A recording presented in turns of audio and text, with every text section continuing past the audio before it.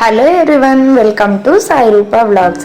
ఇప్పుడైతే మనము coconut rice ఎలా చేసుకున్నామో చూసేద్దాం. ఫస్ట్ అయితే ఇక్కడ నేను మూడు కోకోనట్ చిప్పలు తీసుకున్నాను, కొబ్బరి చిప్పలు.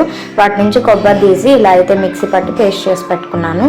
దీని నుంచి నేనైతే కొన్ని కొబ్బరి పాలు నాకు ఎన్నైతే కావాలో అవి తీసి పక్కన పెట్టుకున్నాను. ఇప్పుడైతే ప్రాసెస్ చూసేద్దాం. దానికి కావాల్సినవి కొన్ని బిర్యానీ స్పైసెస్ మీ ఇష్టం, మీరు చేసే క్వాంటిటీని బట్టి తీసుకోండి.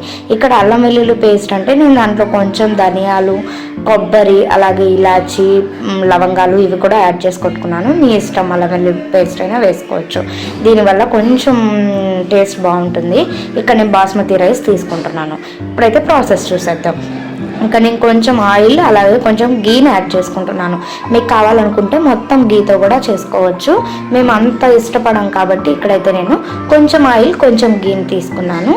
ఇక్కడ మీరు పాత్రలు ఇలా చూపిస్తున్నాను అనుకోకండి, నేను వీడియో కోసం అయితే ఎలాంటి పాత్రలు కొనలేను కదా, సో నా దగ్గర ఉన్నవే చూపిస్తున్నాను. మీకు నచ్చినవి మీరు చేసుకోండి, నచ్చిన హోటల్లో కుక్కర్ ఆర్ ఏదైనా పాత్ర. ఇలా నేను బిర్యానీ ఆయిల్ కొంచెం హీట్ అయ్యాక బిర్యానీ స్పైసెస్ ఏవైతే తీసుకున్నామో అవన్నీ యాడ్ చేసేసి అవి కూడా కొంచెం బాగా వచ్చాక కాలాక ఈ ఆనియన్ అయితే యాడ్ చేసేసుకున్నాను. పెద్ద సైజు ఆనియన్ ఒకటి తీసుకోండి, లేదా మీరు చేసే క్వాంటిటీని బట్టి 2 or 3 కూడా తీసుకోవచ్చు.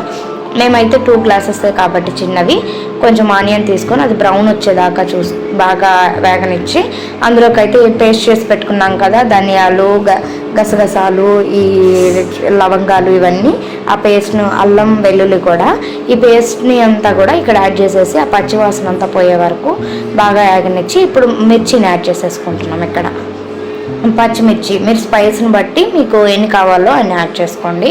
మాకు ఎక్కువ స్పైసెస్ ఉన్నాయి కాబట్టి మేము అన్ని యాడ్ చేస్తాం. ఇక్కడ మేము 2 glasses తీసుకున్నాము కాబట్టి ఈ గ్లాస్తో 4 glasses కోకోనట్ మిల్క్ యాడ్ చేస్తున్నాము. ఇక్కడైతే మేము 4 glasses కోకోనట్ మిల్క్ తీసుకుంటున్నాము. 2:4 అన్నమాట. సో అలాగా ఇక్కడ ఏంటి, అవి ఎప్పుడైతే యాడ్ చేసామో ఆ మసాలా ఆయిల్ ఇవంతా ఉంటుంది కదా, అలా పైకి వచ్చేసింది. ఇక్కడ మోస్ట్ సీక్రెట్ థింగ్ ఏంటి అని అంటే ఆ పేస్ట్, నేను ఏదైతే యాడ్ చేశానో ఆ పేస్ట్, దానివల్ల మనకు కోకోనట్ రైస్లో కొంచెం డిఫరెన్సెస్ ఉంటుంది. అంటే ఈ ఉండడం, బాగా రుచిగా ఉండడం అనేది ఆ పేస్ట్ మీదే డిపెండ్ అయి ఉంటుంది. ఇక్కడైతే నేను మిల్క్ బాగా బాయిల్ అయ్యాక అది చూపించలేదు, రైస్ని యాడ్ చేసేసుకొని ఈ పుదీనా కొత్తిమీర ఏదైతే తీసుకున్నామో దాన్ని కూడా యాడ్ చేసేసుకొని ఒక్కసారి సాల్ట్ ఇప్పుడే చూసుకోండి మీరు, ఎందుకు అని అంటే తర్వాత అడ్జస్ట్ చేయలేరు. ఇప్పుడైతే అడ్జస్ట్ చేసుకొని వేసేసుకొని మాకైతే ఇక్కడ సరిపోయింది కాబట్టి మేము యాడ్ చేయలేదు. కొంచెం మూత పెట్టి కొద్దిసేపు బాయిల్ చేసేయండి. బాయిల్ చేశాక ఇక్కడ అడుగు అంటుందా లేదని చెప్పి నేను మిడిల్లో ఒకసారి చెక్ చేశాను.